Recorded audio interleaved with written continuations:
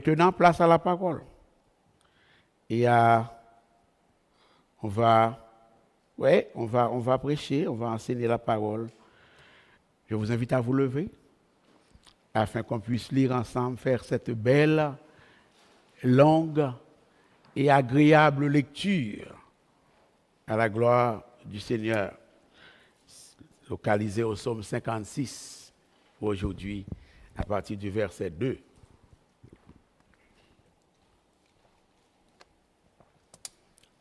Jusqu'au verset 14.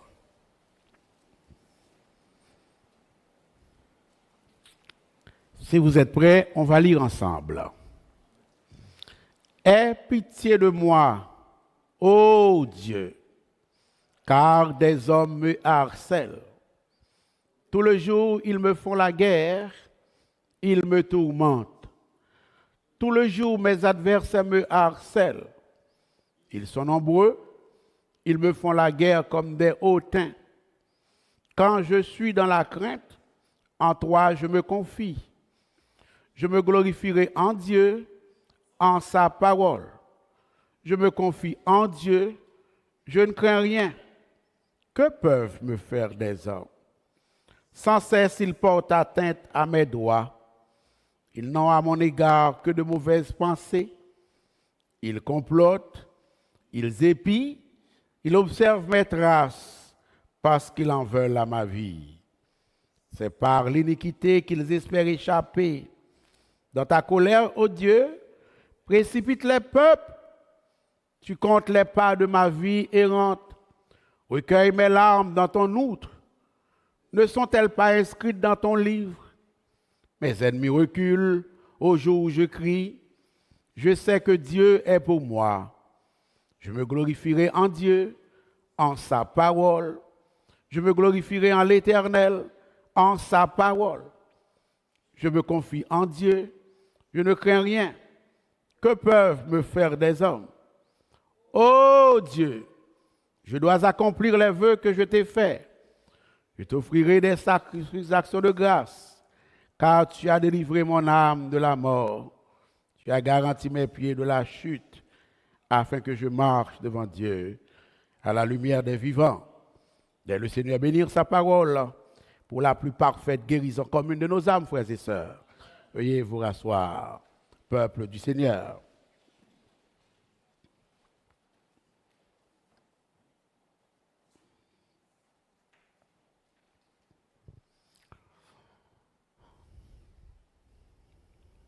Que faites-vous quand vous êtes sous les feux de l'ennemi?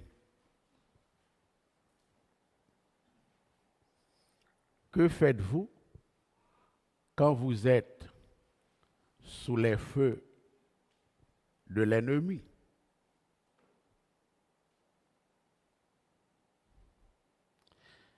Frères et sœurs, s'il est une chose que tous les humains ont en commun, et les chrétiens en particulier, ce sont les épreuves. Ce que j'appelle ici le fait d'être sous les feux de l'ennemi. À un moment ou à un autre, nous savons tous ce que c'est que de traverser des épreuves ou bien d'être sous les feux de l'ennemi. Nous luttons contre des difficultés financières, nous luttons contre des problèmes de santé, nous luttons contre des problèmes relationnels, nous luttons contre le deuil. Il y en a, peut-être pas vous ici, je le sais, il y en a qui luttent contre une addiction ou bien contre un ou plusieurs péchés qu'ils ont de la difficulté à sevrer. Cependant, si l'expérience de l'épreuve est commune à tous les humains, généralement, et à tous les chrétiens en particulier, la façon de faire face aux épreuves, quant à elle, varie d'une personne à l'autre. Hein? La façon de réagir face au feu de l'ennemi varie d'une personne à l'autre. C'est-à-dire que certaines personnes traversent certaines épreuves et par la grâce du Seigneur, elles en ressortent plus fortes qu'elles étaient avant l'épreuve, tandis que d'autres personnes, ayant fait face aux mêmes épreuves dans certains cas, en ressortent affaiblies. Tout dépendant, mais ce n'est pas ça le thème, c'est tout dépend. Tout dépend de la manière dont chaque personne a affronté les feux de l'ennemi, frères et sœurs. D'où le titre du sermon de circonstance, disant: que faites-vous, vous l'oratoire, vous qui me regardez, qui m'écoutez, que faites-vous lorsque vous êtes sous les feux de l'ennemi? Comment réagissez-vous lorsque vous êtes sous les feux de l'ennemi? La Bible, la parole de Dieu, frères et sœurs, mes bien-aimés en Christ, chers amis internautes, nous enseigne sur la manière de faire face au feu de l'ennemi, ou bien sur la manière de faire face aux épreuves. La Bible n'est pas muette à cet égard. Et les enfants de Dieu, les chrétiens, les hommes et les femmes de Dieu, qui suivent l'enseignement biblique au sujet de comment faire face au feu de l'ennemi, frères et sœurs, ne font jamais fausse route sur la façon d'affronter les épreuves, car la Bible dit toujours vrai. Car les révélations bibliques sont toujours efficaces. Mieux encore, en plus de choisir la bonne façon, en ayant choisi la façon proposée par la Bible, mais également, ces bien-aimés sortent habituellement des épreuves renforcées, plus solides qu'avant, ayant plus de maturité, plus de conviction, plus de foi qu'avant l'épreuve, qu'avant les feux de l'ennemi. Et l'inverse est tout aussi vrai, l'oratoire.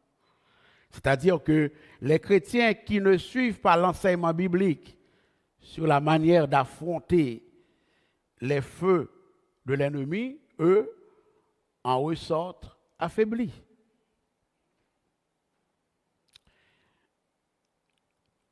Même si le texte que nous venons de lire, en l'occurrence le psaume 56, qui est le texte de base des oracles de ce matin, n'est pas un texte prescriptif, il est plutôt un texte descriptif, qui décrit l'expérience d'un homme de Dieu. Il n'en demeure pas moins que le psaume 56 constitue un bel enseignement, un trésor, un joyau de l'écriture. s'agissant de qui Jean Moun fait face à problème dans la vie. Est-ce que l'Église est là? Ah, c'est un enseignement pratique sur la manière. Il y en a d'autres manières dont les hommes de Dieu, les femmes de Dieu, les enfants de Dieu, l'Église du Seigneur sont appelés à lutter contre les épreuves. Le psaume 56 n'a pas le même contexte que le psaume 55. Les deux contextes ne sont pas pareils. La structure se ressemble un peu vers la fin, quand David a repris confiance en son Dieu. Mais les contextes ne sont pas pareils. Le psaume 55, je vous ai donné une idée du contexte. David l'a écrit alors qu'il a subi, qu'il faisait face à la rébellion de son fils Absalom.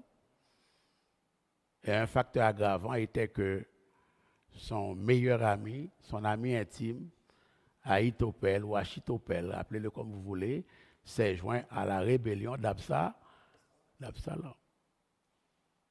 Mais le psaume 56, lui, David l'écrit alors qu'il est capturé, alors qu'il est prisonnier dans le pays des Philistins, à Gath, le pays de Goliath.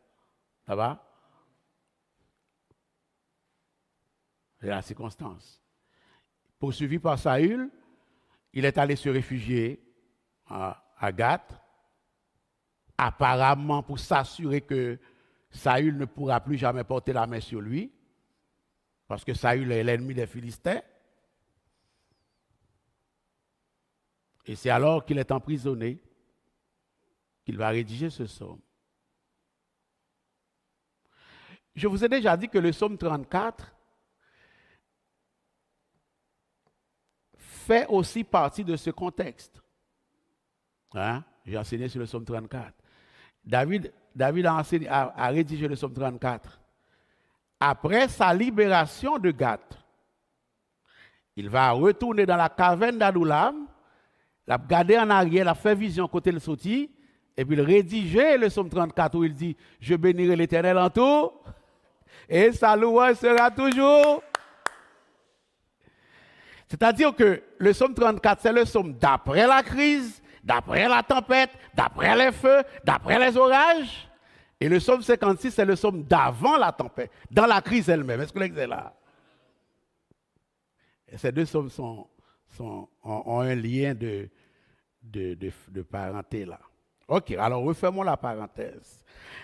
Tout ceci, c'est pour dire que ce psaume, rédigé dans les circonstances que je viens d'effleurer, sans entrer dans les détails, dis-je, eh bien, nous avons là-dedans une méthode pour faire face, une stratégie pour faire face au feu de l'ennemi en 3 axes, en 3 étapes, si vous voulez, en 3 modules. Ça va? Pas oublier, non? 3 modules, 3 étapes, 3 axes pour faire face aux épreuves. Je regarde ça avec vous, j'espère rapidement, et je vous laisse partir, continuer à adorer votre Seigneur à la maison, en famille. Voilà. Tout d'abord, voici le premier élément de stratégie pour faire face au feu de l'ennemi.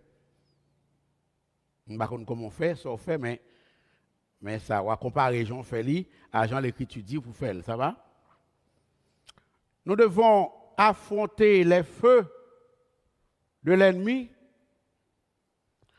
en nommant, en nommant explicitement. Et le terme explicitement a toute sa valeur. Sinon, je ne l'aurais pas dit. Ou alors le Saint-Esprit de Dieu ne l'aurait pas dit à travers ma voix. Nommer explicitement dans la prière, les feux dont l'ennemi nous accable et en appelant Dieu au secours. Dès que je dois dire ça, je vais même développer. Première façon, la Bible demandait moins avant pour nous affronter l'épreuve, les temps difficiles, les feux de l'ennemi. C'est en prenant le temps, en prenant l'habitude de nommer explicitement ce que nous traversons comme épreuve et de demander à Dieu son secours. Verset 2 à 3, verset 6 à 7. Aie pitié de moi, ô Dieu, car des hommes me harcèlent. Tout le jour, ils me font la guerre. Ils me tourmentent. Tout le jour, mes adversaires me harcèlent. Ils sont nombreux. Ils me font la guerre comme des hautains. Sans cesse, ils portent atteinte à mes droits. Ils n'ont à mon égard que de mauvaises pensées. Ils complotent, ils épient, ils observent mes traces parce qu'ils en veulent à ma vie. Ouais, David pas dit, mon Dieu, bénis-moi, Seigneur, bénis-moi, bénis-moi, bénis mes enfants, bénis ma famille, non. Il raconte. C'est ce qu'on appelle le fait d'être explicite.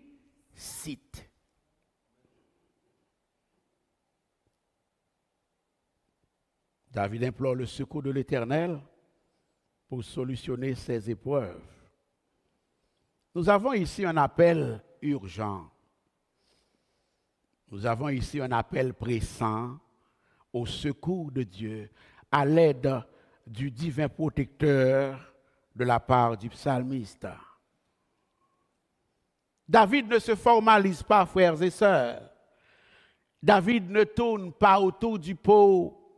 David est explicite. David est clair. David raconte à Dieu, aie pitié de moi, ô Dieu. Une façon pour David de dire, j'ai besoin de ton aide, Seigneur. Il n'y a pas d'intellectualité ici. J'ai besoin de ton aide, Seigneur. Seigneur, je suis entravé. Quelque chose ne va pas. Je suis dans une grande détresse, étant donné que je suis sous les feux constants et répétitifs de mes ennemis. Et en ayant lu le psaume 55 dimanche dernier, nous comprenons qu'il est dans l'habitude de David de s'adresser à Dieu de manière aussi intelligente, aussi sage, aussi explicite, de manière aussi humble. Il veut être vulnérable devant son Dieu. Il veut être à nu et à découvert devant son Dieu. Il veut être sincère, il veut être faible devant son Dieu, car il sait que c'est par ce chemin qu'il doit passer pour obtenir la délivrance. Car Dieu dit, celui qui s'abaisse s'élève. Au psaume 69, le verset 2 à 3, il va faire la même chose. Sauve-moi, ô Dieu, car les eaux menacent ma vie. J'enfonce dans la boue sans pouvoir me te... Que faites-vous quand vous êtes sous les feux de l'ennemi, vous? Voilà ce que David fait. On y arrive, mais on commence à voir ce que David a fait. Êtes-vous disposé à continuer à nommer à Dieu vos épreuves? Êtes-vous continué à reconnaître que vous avez besoin du secours de Dieu lorsque les épreuves seront là, lorsque les épreuves frapperont à vos portes, serez-vous disposés de tout dire à Dieu quand l'ennemi tirera sur vous à boulet rouge, lorsque l'ennemi tirera sur vous à hauteur d'homme? Lorsque David a crié vers Dieu, il a dit, Seigneur, je suis dans la détresse et j'ai besoin de ton soutien. Et alors, David se met à raconter à Dieu les feux dont il est l'objet, les attaques incessantes de l'ennemi. Il y a les mots tout le jour, 2 fois, et le groupe de mots sans cesse nous donne une idée de la persistance, de la fureur de l'épreuve. Ils en veulent à ma vie. Il fait comprendre à Dieu que les agressions de ses ennemis sont à la fois physiques et verbales, psychologiques, car ses détracteurs le harcèlent. Verset 3, ses détracteurs le tourmentent en paroles. Et il fait connaître à Dieu le danger que représentaient pour lui les feux de ses ennemis. Ils complotent, ils épient, ils observent mes traces, ils montent la garde, ils suivent ses allées et ses venues, ses déplacements, ses moindres déplacements, ses moindres faits et gestes. David raconte tout ça à l'Éternel. Il ne dit pas, le Seigneur, je te remets mes ennemis. Non, il raconte ce que font les ennemis. C'est pas pareil. C'est pour ça qu'il y a des gens qui comptent prier, des gens qui ne comptent pas prier. Vous êtes comme ça? Ah ben oui. Il y a ce qu'on appelle la prière efficace. Il y a des gens qui comptent prier. Il y a des gens qui comptent adresser à Dieu, qui ne pas comptent prier. Dieu entend. Dieu fera quelque chose. Mais il y a ce qu'on appelle savoir prier. Et je suis venu vous dire aujourd'hui, un des aspects du savoir prier, c'est d'être capable d'être franc avec Dieu dans vos épreuves. D'être à nu et à découvert devant Dieu. Seigneur, je ne pas privé avec revenu ça dans même, dans fin mois, dans fin année, je mon travail dans le nom de Jésus. Est-ce que ça va? Il faut raconter les choses à Dieu. Hein? Tu ne peux pas les raconter à ton pasteur, tu ne peux pas les raconter à tes amis, parfois même à tes parents, à ta femme, à ton épouse, à ton mari. Alors raconte-les à Dieu. D'où mon Dieu l'âge, ça va l'église? Nous avons, frères et sœurs, le privilège et la grâce de raconter nos déboires à notre Dieu. Nous avons le privilège et la grâce de raconter nos échecs à notre Dieu. Nous avons le privilège et la grâce de raconter nos maladies, nos souffrances, nos douleurs à Dieu. Nous avons la grâce de raconter à Dieu, mes frères et mes sœurs, nos craintes, nos déceptions, nos frustrations, nos amertumes. Alors, racontons-les lui. N'hésitons pas, frères et sœurs, à continuer à raconter à Dieu nos besoins, nos feux, nos fardeaux, nos épreuves, parce que c'est là un des aspects de la part de l'héritage que nous avons en Jésus-Christ auprès de Dieu, frères et sœurs.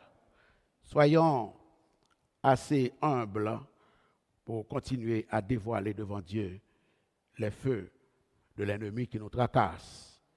Prions que le Seigneur nous en fasse la grâce de lui soumettre nos émotions, nos souffrances, nos luttes sans embâche, donc explicitement. Ça va l'Église? N'oublions pas, nous devons affronter les épreuves de l'ennemi en nommant explicitement à Dieu dans la prière les feux dont l'ennemi nous accable et en appelant Dieu au secours.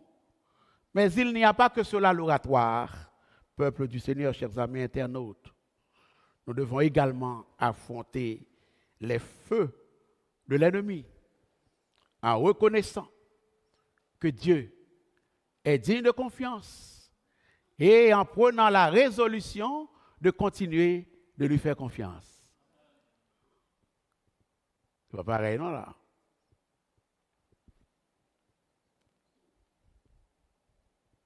Affronter les feux de l'ennemi en reconnaissant que Dieu est digne de confiance et en prenant la résolution de continuer de lui faire confiance.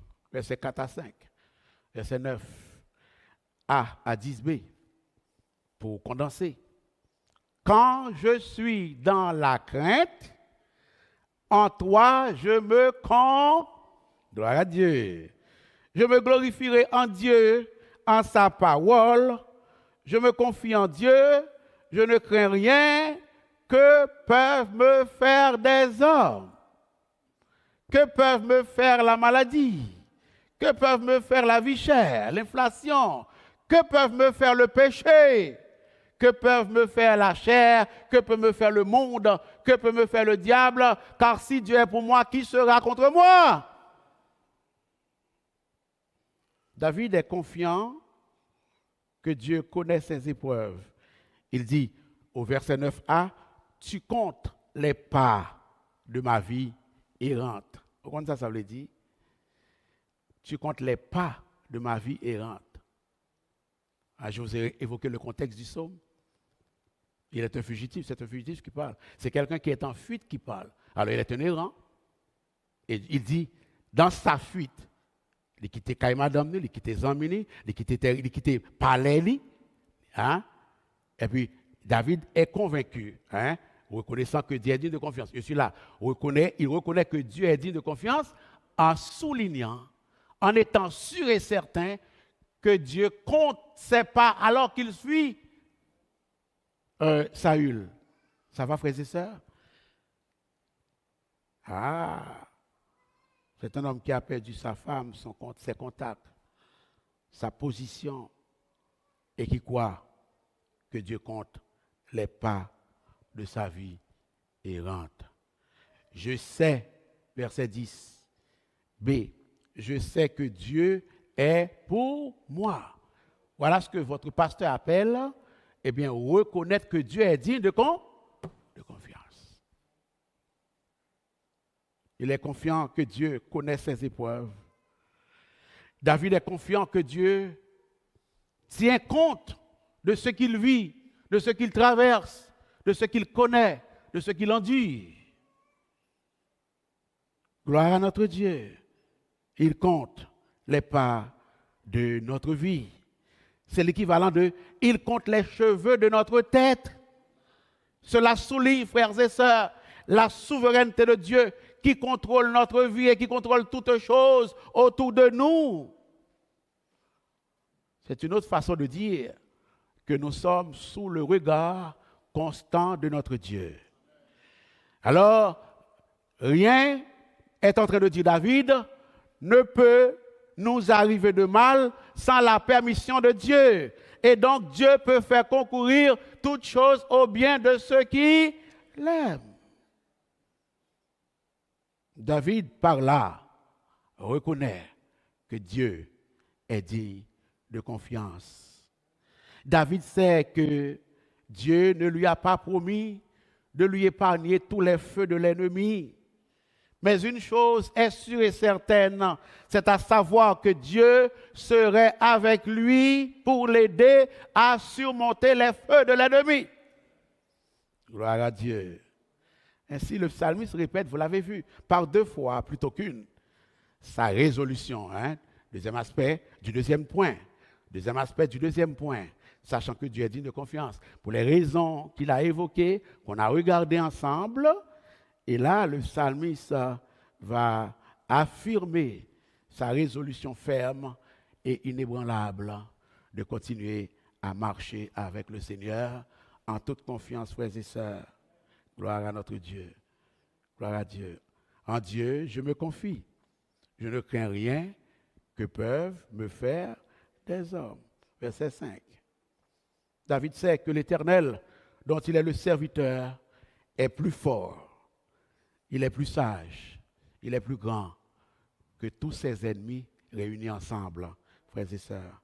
Et pour vous, aujourd'hui, c'est la même chose. Tous vos ennemis réunis ensemble, Dieu est plus grand que tous.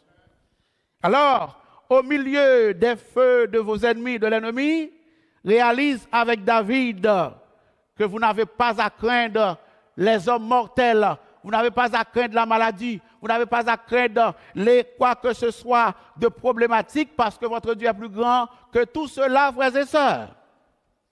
Le Seigneur notre Dieu a promis de nous protéger du mal. Et c'est ce qu'il a fait, c'est ce qu'il fait et c'est ce qu'il fera encore car il est Seigneur. N'ayez aucune crainte. Sans la volonté permissive de Dieu, rien ne peut contourner, déjouer, traverser, percer le dispositif de sécurité, de protection que Dieu installe autour de toi.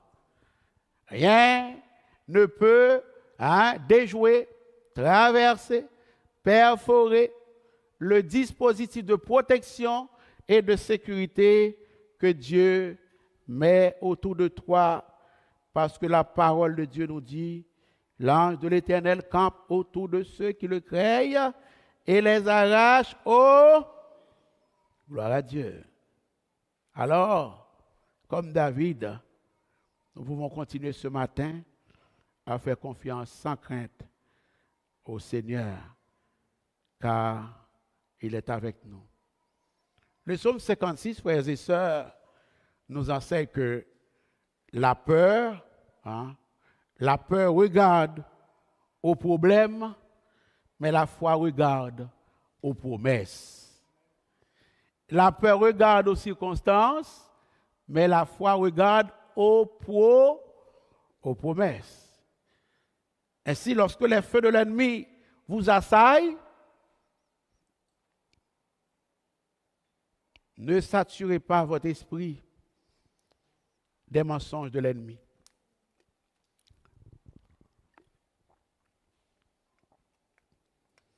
Lorsque les feux de l'ennemi vous assaillent,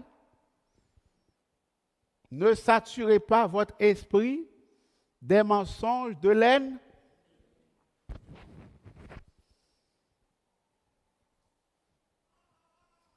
Je vais répéter ça une troisième fois.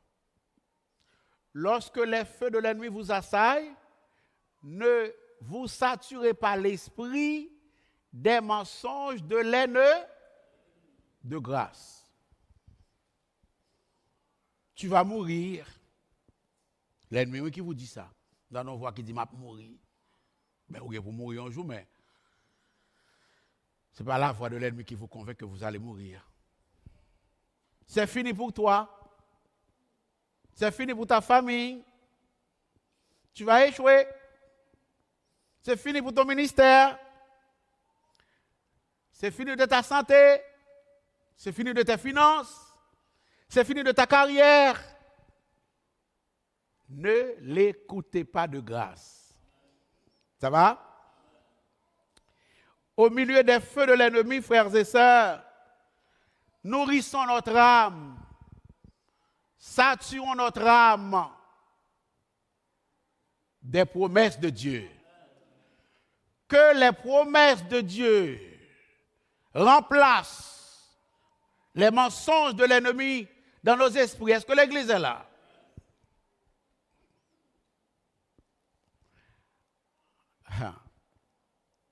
Vous connaissez, m'a prêché 35 minutes, je ne vais pas rentrer dans les détails, mais ça m'a dit là, c'est là le sorti, dans le texte, il sorti.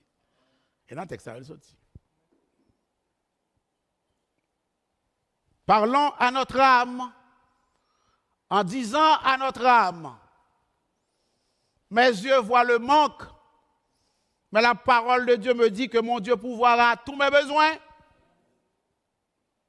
Parle à ton âme. Dis à ton âme, mon corps ressent la faiblesse, mais la parole de Dieu me dit que la joie de l'Éternel sera ma force. Parle à ton âme. Parle à ton esprit. Parle à ton cœur. Dis-lui que mes yeux voient la maladie et mes oreilles entendent les paroles désespérées du médecin, mais la parole de Dieu me dit que c'est par ces meurtrissures que je suis guéri. Parle à ton âme. Parle à ton âme, peuple du Seigneur. Quelqu'un a dit à juste titre, la foi n'est pas une émotion passagère du dimanche matin. Ah, si David c'est ton chrétien dimanche matin, t'es entravé, oui. Est-ce que l'église est là? On a tout côté le passé à l'évangile, oui. Vous entendez l'oratoire? Ah. La foi, c'est une discipline de l'esprit. En parlant l'oratoire. La foi, c'est une discipline de l'esprit. Je vais expliquer ce que ça veut dire. Et cet homme de Dieu dit que lorsque on utilise un marteau pour frapper, hein, un marteau n'enfonce pas un clou en un seul coup. Un marteau n'enfonce pas un clou en un seul coup. C'est ça m'a brûlé. La foi est une discipline de l'esprit. Tu es appelé, je suis appelé à parler à mon âme, à commander mon âme en me basant sur la parole de Dieu à tous les instants de la vie et particulièrement lorsque nous sommes sous les feux de l'ennemi. Gloire à notre Dieu. Il faut frapper à plusieurs reprises au même endroit, dit cet homme de Dieu, pour que le clou s'ancre solidement dans le bois. C'est une manière pour lui de dire que, de la même manière, vous devez frapper la peur et le doute de manière répétitive avec la vérité de la parole de Dieu tout le temps. Est-ce que l'église est là? Le doute m'enterre au nom de Jésus. La peur m'enterre, je t'enterre au nom de Jésus. Quand nous sommes sous les feux de l'ennemi, frères et sœurs, proclamons la vérité de la parole de Dieu, matin, midi et soir. Et ce n'est là qu'une façon de parler, mais c'est plutôt à chaque instant. Ne cédons pas un pouce de terrain au doute et à l'ennemi. Nous sommes appelés à nous répéter les promesses de Dieu, parce que l'ennemi, lui, ne se lasse pas de nous répéter des mensonges. L'ennemi ne se lasse pas de nous répéter des mensonges. Sachant que les hommes, les temps difficiles, peuvent nous harceler, nous persécuter, nous blesser, nous épier, monter la garde contre nous. Mais l'enfant de Dieu ne peut pas mourir tant et aussi longtemps que sa mission n'est pas encore achevée sur la terre. Tant et aussi longtemps que son œuvre n'est pas terminée, il ne peut pas partir. Évidemment, le Christ, le fils de David, le vrai David d'abord, dira, ne craignez pas ceux qui tuent le corps et qui ne peuvent tuer l'âme, craignez plutôt celui qui peut faire périr, gloire à Dieu, et l'âme et le... Écoutez, madame, écoutez, monsieur, si on monde pour peur, il relève Jésus de Nazareth. Tout l'autre monde. Et je termine avec le troisième point. Nous devons affronter les feux de l'ennemi en nommant explicitement à Dieu les feux dont l'ennemi nous accable. Numéro 1.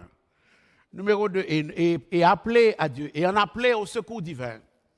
Numéro 2, nous devons affronter les feux de l'ennemi en reconnaissant que Dieu a dit de confiance et en réitérant notre confiance en lui. Et enfin, l'oratoire, peuple du Seigneur, chers amis internautes. Numéro 3, nous devons affronter les feux de l'ennemi en anticipant notre délivrance et en prenant la résolution de rendre des actions de grâce à Dieu pour la délivrance anticipée. Considère-toi comme étant délivré, madame. Considère-toi comme étant guéri, madame. Considère-toi comme étant ton problème sont solutionnés, monsieur. Pendant même on traverse ces problèmes, c'est samedi là. Est-ce que l'église est là? Considère-toi guéri. Ah là là. Même moi, Willem, comme là. Willem considère que tous tes problèmes sont résolus au nom de Jésus. Verset 13 à 14, et je termine. Oh Dieu, je dois accomplir les vœux que je t'ai faits. Je t'offrirai des actions de grâce. Regardez, verset 14. Car tu as délivré mon âme de la mort. Regardez, ici il parle au passé, mais ce n'est pas vrai, ce n'est pas encore fait. C'est tellement certain pour lui qu'il parle déjà au pas, comme si c'était déjà réalisé. Il ne dit pas tu délivreras. C'est ce qu'il devrait dire grammaticalement parlant. Est-ce que l'Église est là? Il est encore aux mains de ses bourreaux Agathe. Il délibère pour savoir ce qu'ils vont faire de sa vie. Et il se considère comme étant délivré. Car tu as délivré mon âme de la mort, tu as garanti mes pieds de la chute, afin que je marche devant Dieu à la lumière des vivants. À la lumière des vivants, c'est marcher dans la vie. Hein? C'est à la lumière de la vie. C'est-à-dire, afin que j'aie la vie. Gloire à notre Dieu. Ses pieds seront gardés, quoi-t-il? Et il va marcher devant Dieu. David est convaincu que Dieu va le délivrer des feux de l'ennemi.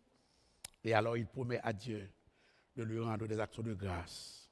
Frères et sœurs, lorsque nous comprenons la nature de Dieu, lorsque nous comprenons la miséricorde de Dieu, la sagesse de Dieu, la souveraineté de Dieu, nous pouvons commencer à remercier Dieu, à nous préparer pour rendre des actions de grâce à Dieu, pour rendre témoignage à Dieu, parce que nous savons que la réponse que Dieu va donner à nos problèmes est déjà là. C'est où nous pouvons. Est-ce que l'Église est là? Le message pour vous et moi aujourd'hui est clair. La peur n'est pas votre destinée. Vous entendez ça, nous là? La panique n'est pas votre héritage. Tu as délivré mon âme de la mort. Tu as garanti mes pieds de la chute. Si vous êtes en train de traverser votre propre saison Agathe, entouré par des ennemis redoutables, une crainte légitime face à l'avenir, à la maladie, si vous êtes face à une perspective de manque, Dieu vous invite ce matin à déposer vos fardeaux devant lui sans embâche et à saisir sa parole comme votre bouclier lorsque l'ennemi viendra inoculer, mettez des mensonges dans son esprit. Ça va l'Église? S'il y a quelqu'un ce matin dont la foi a fléchi, si il y a quelqu'un qui cède dans la foi le matin, la foi a fléchi. À force d'avoir écouté les mensonges du diable, Dieu vous dit qu'il veut et qu'il peut réinitialiser votre foi ce matin.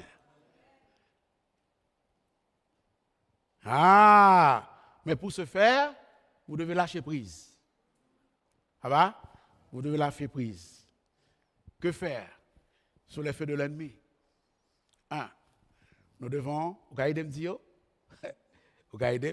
nous devons affronter les feux de l'ennemi en nommant explicitement à Dieu nos feux, les feux dont nous sommes l'objet, et en appelant au secours de Dieu.